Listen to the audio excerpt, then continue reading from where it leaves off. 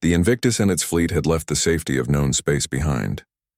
Ahead lay the Helios sector, dark, dangerous, and filled with mysteries that made even the bravest officers uneasy. Captain Mira Kwan stood on the bridge, eyes fixed on the flickering blips appearing on the radar. "Commander Albright," Mira said, voice steady. "What are those contacts?" "Small, fast-moving ships," Albright answered, scanning the screens. "Likely scouts." "They're coming closer." The fleet shifted formation, warships moving like a school of fish protecting their young. Earth's vessels had speed, advanced shields, and powerful weapons, but the unknown was always the greatest enemy. "All hands battle stations," Kwan ordered. "Let's show them humanity is ready." The first ambush, the scout ships, came into view, sleek, dark, and moving with unnatural speed. They carried no flags or markings, only the cold, menacing shapes that had haunted old stories told by ancient galactic travelers. The Void Reapers. Suddenly, the small ships opened fire, launching quick energy bursts at the fleet. The Invictus's shields flared as they absorbed the blasts, and the fleet returned fire with precision. "Pilot Vega," Kwan called, "take your squadron and flank those scouts. Don't let them surround us." Vega, a young pilot with a fearless grin, nodded. "You got it, Captain." His squadron sped forward, weaving through enemy fire, shooting down several scouts with sharp laser bursts. But the Void Reapers were relentless, using strange tactics and advanced technology that seemed beyond anything Earth had seen before. "Captain, their ships are cloaking and decloaking," Albright reported. "They're using stealth to confuse us." Mira's jaw tightened. "Stay sharp. Focus on their patterns. They won't outsmart us." A message from the void amid the battle, a strange transmission, broke through the noise. It was cold, deep, and filled with menace. "This is the Void Warlord," the message said in a harsh voice. "You are not welcome here, humans. Turn back or be destroyed." The bridge fell silent for a moment. No one had expected a direct threat so soon.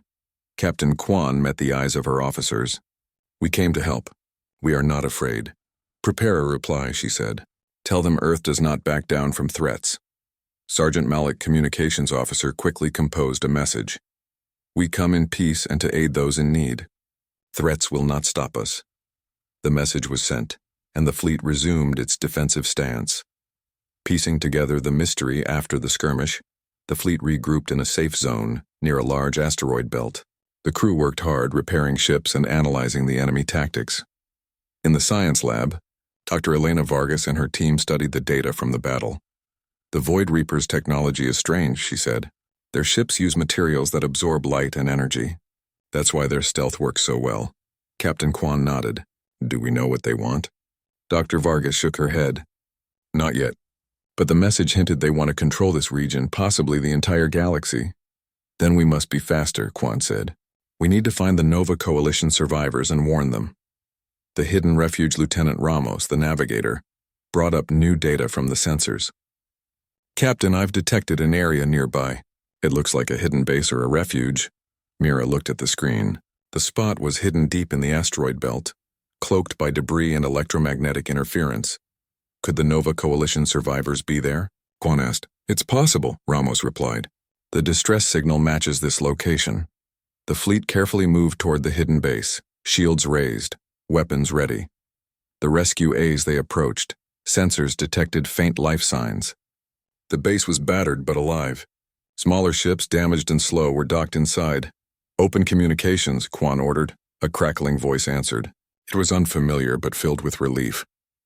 "This is Commander Thale of the Nova Coalition," the voice said. "Thank you for coming. We have been under attack for months. The Void Reapers are stronger than we imagined."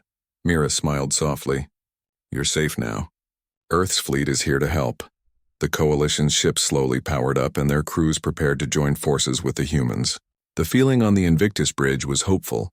Unexpected challenges, but the rescue was only the beginning.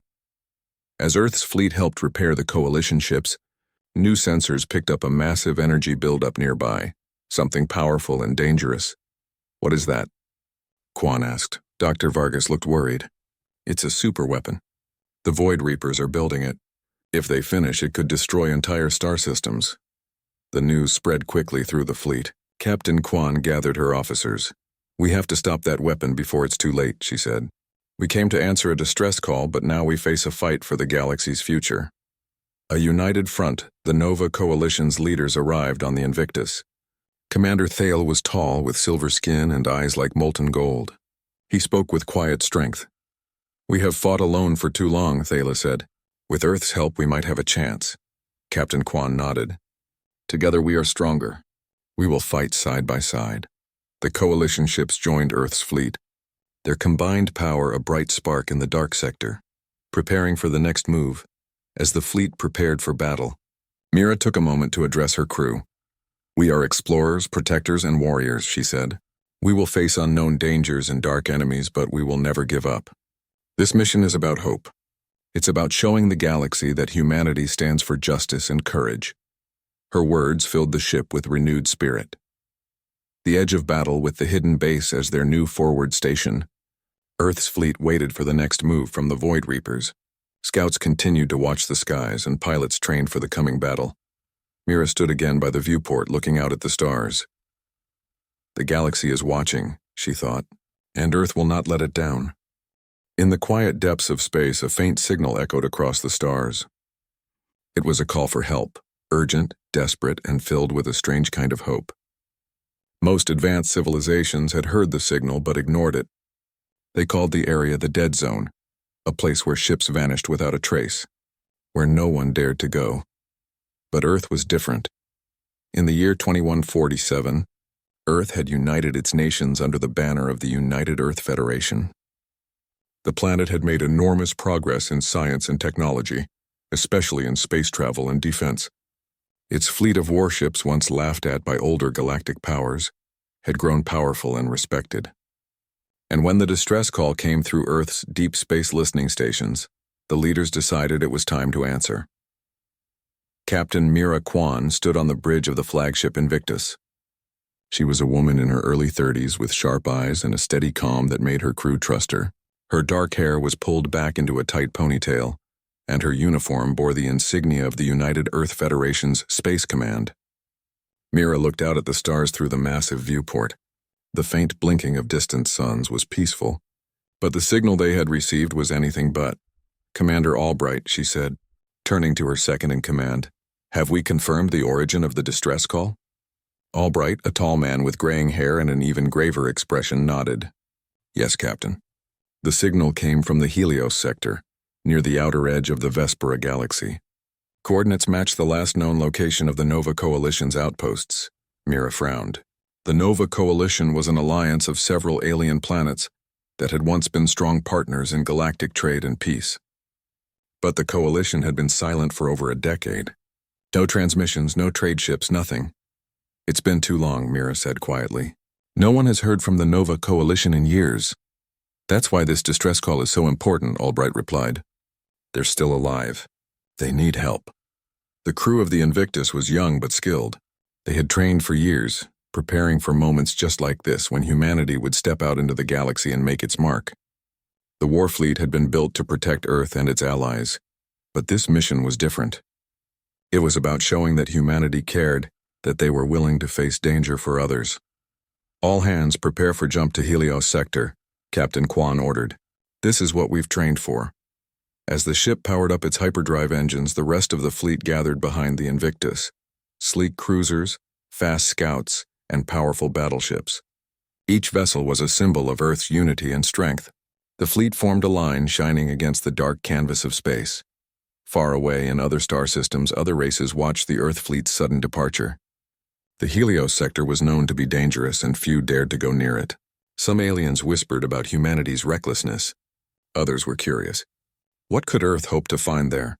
Back on the bridge, Captain Kwan's voice was calm but firm. "We don't know what awaits us out there. But we do know this. The people sending that call need help, and Earth's Warfleet will answer." The first steps into danger.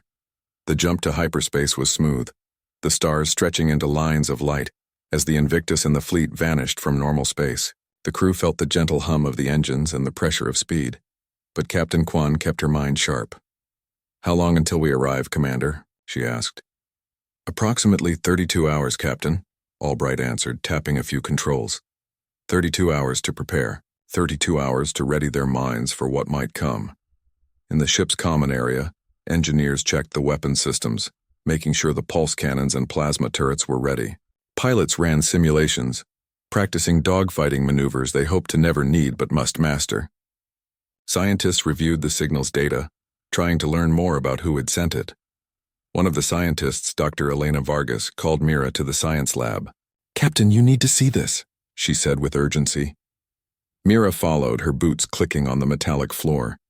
The lab was filled with glowing screens showing the signal's patterns. "We've run the signal through every filter," Dr. Vargas explained. "It's a complex message layered with encryption, but we've broken part of it." Mira leaned in. The message was a call for immediate evacuation. The senders described a shadowy enemy attacking their worlds, destroying entire fleets. They mentioned something called the Void Reapers, a name that sent chills through the crew. "They say the enemy is relentless," Dr. Vargas said. "No known weapon can stop them." Mira clenched her jaw. Earth had faced tough enemies before, but this sounded different. "Worse, do we know why the other fleet stayed away?" Mira asked. "Fear," Vargas said, "and perhaps disbelief. The Void Reapers are said to be unstoppable." Mira stared at the screen. The galaxy needed help, and Earth was the only one brave enough to answer the call. Uniting Earth's best captain, Quan, knew that success depended on more than weapons. It required trust and teamwork. She called a meeting with her senior officers. "We are not just going to fight this enemy," she said.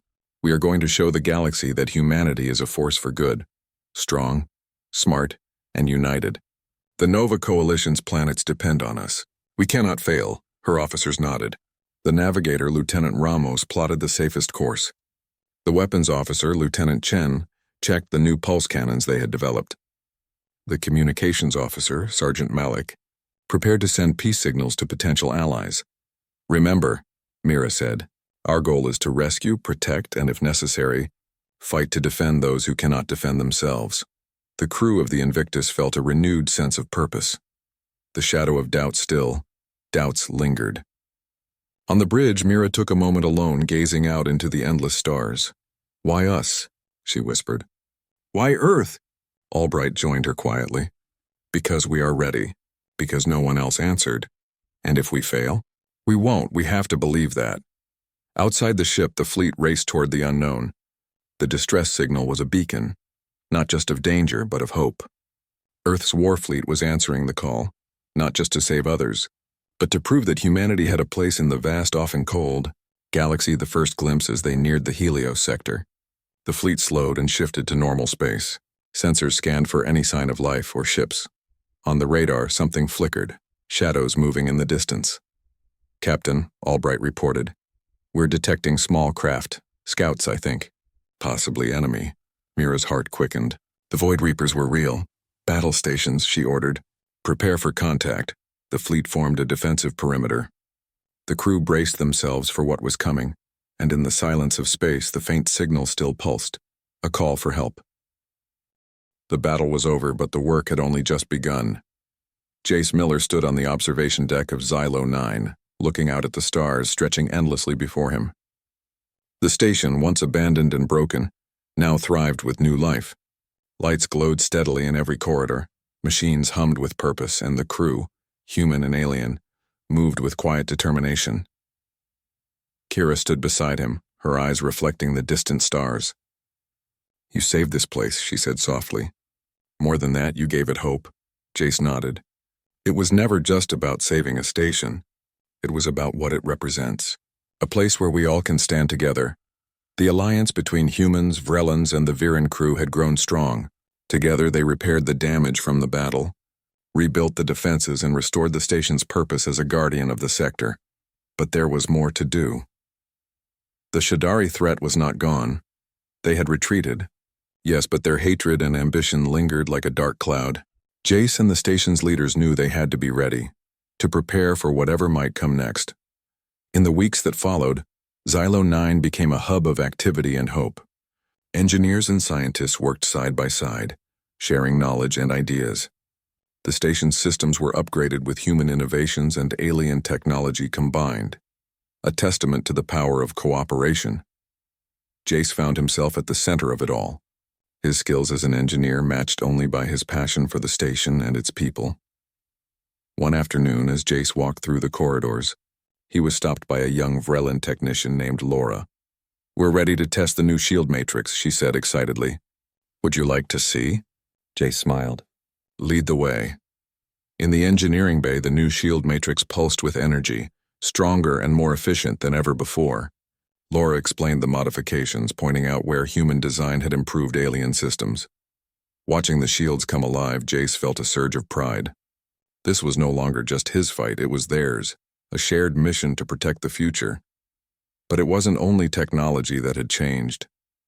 The people aboard Xylo 9 had grown close, forming bonds that crossed species and cultures. They shared stories, meals, and laughter, a family forged in the fires of hardship. One evening, Jace joined a gathering in the common room. Aliens and humans mingled. Music played softly, and the weight of past battles lifted for a moment. Kira raised a glass, her voice clear. "To unity, and to the future we will build together." The room echoed with cheers and raised glasses. As the celebration continued, Jace slipped outside to the observation deck. The stars were calm, peaceful. He allowed himself a moment of reflection. He thought of Earth, of his family waiting somewhere far away.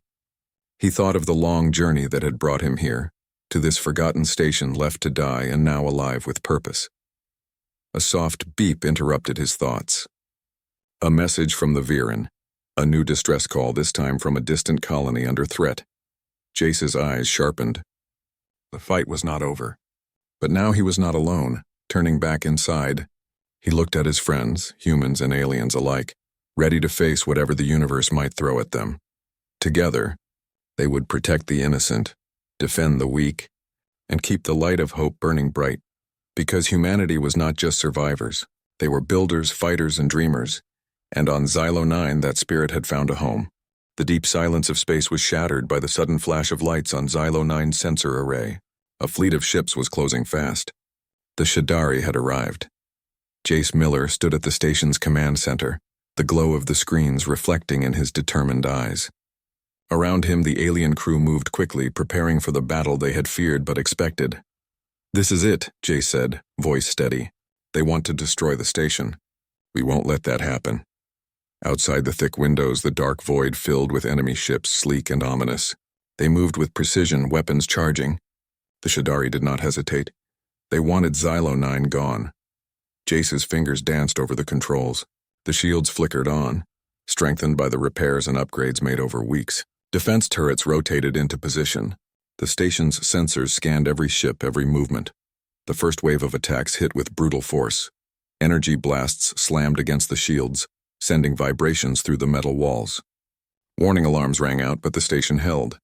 Jace's traps, magnetic nets, and pulse disruptors activated, disabling several enemy fighters before they could get close. The aliens manned their stations with steady hands and fierce resolve. Kira shouted commands, coordinating counterattacks. Sira directed shield reinforcements where the blasts were strongest. Jace moved through the command center, offering quick fixes and encouragement. His mind raced, constantly adjusting defenses, finding weak points to exploit. Despite the Shadari's power, they underestimated the station's defenders. Jace's human creativity made the difference. Using jury-rigged drones, they harassed enemy ships, forcing some to retreat. The station's automated turrets fired with surprising accuracy, turning the tide in small but crucial ways. Hours passed in a blur of action and tension. During a brief lull, Jace caught his breath and looked out at the battered fleet. Some enemy ships were down, others regrouping. The battle was far from over. Suddenly, an explosion rocked the station. The shields faltered in one sector. Warning lights flashed red. Main power conduit damaged. A technician called out. Jace sprinted to the engineering bay, Sierra close behind. The damage was severe. Energy spilled from broken conduits, threatening to overload the station's systems. Jace worked quickly, rerouting power and sealing breaches. Sparks flew around him, but he didn't hesitate. Sierra assisted, handing him tools and patching damaged lines. Minutes felt like hours, but finally the power stabilized. Back at command, the battle intensified. The Shadari launched boarding pods, trying to infiltrate the station. Jace and the crew prepared for close combat. The corridors of Xylo 9, once empty and silent, were now battlegrounds. Using security turrets and clever traps, they slowed the enemy's advance. Jace led teams through the twisting halls, cutting off the Shadari forces with quick, precise strikes. The fighting was fierce, but the defenders' will was stronger. In the heat of battle, Jace found himself face to face with a Shadari warrior. Their eyes locked, 2 enemies but also 2 survivors. Jace didn't hesitate. Using his environment, he disarmed the attacker and forced a retreat. The station echoed with the sounds of battle, but it was clear, Silo 9 would not fall. Hours turned into a day, then another. The enemy fleet began to falter, their losses mounting. Finally, the Shadari commander ordered a retreat. As the last enemy ship disappeared into the blackness, the crew of Silo 9 let out a cheer, a sound long absent from the station's halls. Jace wiped sweat and grime from his face, his heart pounding but proud. "We did it," Kira said, her voice full of awe. "You saved this station." Jace smiled, looking around at the tired but victorious faces of his allies. "No, we did it together." The battle had tested them all, human and alien alike. But it had also shown the strength of unity, the power of hope. Silo 9 was more than a station now. It was a symbol of resilience and courage in the face of darkness. And as long as it stood, so would the spirit of those who defended it. The airlock hissed softly as it sealed behind the small alien delegation. Jace Miller watched carefully, his eyes sharp and alert. The visitors were unlike the scout crew who had arrived earlier. They were taller, wearing sleek uniforms that shimmered slightly in the dim light of Silo 9's main corridor. Jace had learned much about the aliens who had left him behind. They called themselves the Vrellans, a proud, disciplined people with a long history of space exploration. But the Vrellans were also cautious, often suspicious of outsiders, especially humans. The delegation's leader, a tall female named Sira, stepped forward, her gaze piercing. "Why have you kept this station alive, human?" she asked in a clear voice. Jace didn't flinch. "Because it can still serve a purpose. The station is not just metal and wires, it's a guardian in this sector.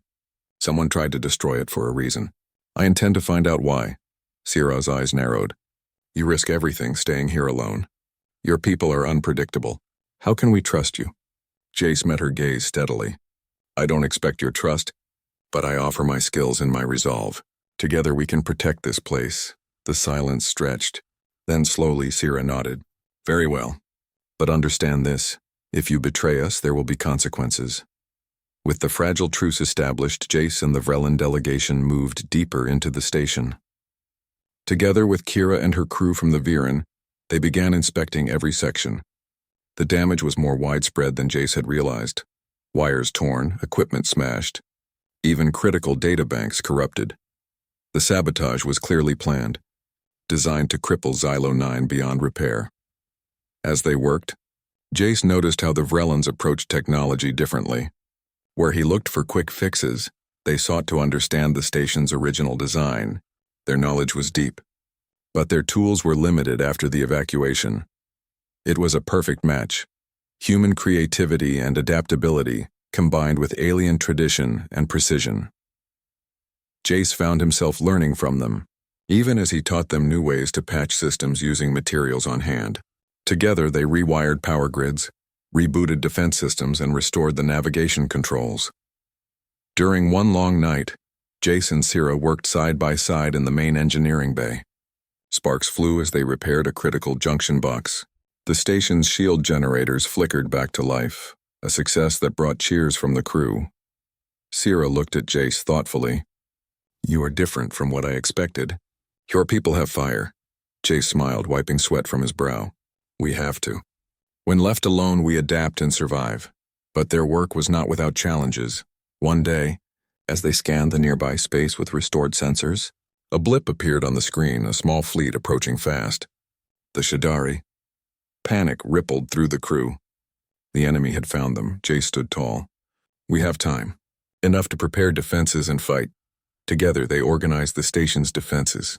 The Vrellans set up tactical posts while Jace modified weapon systems with improvised upgrades. Using old parts and new ideas, he rigged clever traps, magnetic nets, pulse disruptors, and automated drones ready to launch. Kira coordinated with her scout crew, mapping enemy movements and sending reports. The station that had once been a forgotten relic was now a fortress preparing for battle. As tension mounted, Jace found moments to speak with the aliens, learning their stories and sharing his own. They had lost much to the Shadari, homes, friends, and hope. But in the shared struggle, bonds were forming. One night, as the crew gathered in the station's common area, Sira stood and addressed them all. "We may come from different worlds, but here we are united by a single goal: to protect this station, this sector, and each other." Her words echoed through the room, lighting a fire in every heart.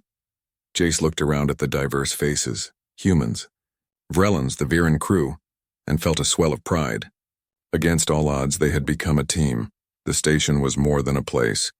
It was a symbol of hope, and they would fight to keep it alive.